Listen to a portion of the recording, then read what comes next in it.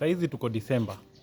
Disemba ndio huwa inajulikana kwamba ama inafahamika kwamba ni mwezi ya ma-accident. Lakini watu wengi hawafahamu hii accident huwa inatokea kwa sababu gani. Wale watu wa occult na watu wa Freemason, kila mmoja, kila member huwa yuko na target ya mwaka. Yearly target. Kuna mtu anafaa kuua watu 200 kwa mwaka. Kuna mtu aliambiwa mwaka ikianza kwamba unafaa kuua watu 500 kwa hiyo mwaka. Kuna mtu anafaa kuua watu 50 kwa hiyo mwaka. Sasa wakati mwaka inapoelekea kuisha, wewe ulifaa kuua watu 500, umeshaua watu 100, ushaua watu 400, umebakisha watu 100. Hawa watu 100 inafaa waue wote within December.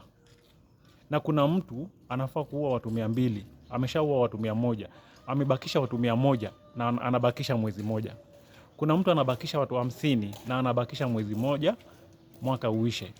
So wale watu inabidi kila mtu afanye kazi kulingana na target yake.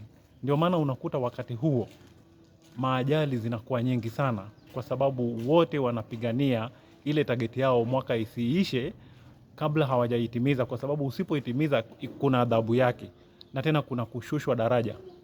Ushaona, ndio maana kunakuwa na accident nyingi. Kama inawezekana, hakikisha uko kwa fire, na kama huwezi kuwa kwa fire, achana na mambo ya kusafiri ovyo ovyo mwezi wa Disemba.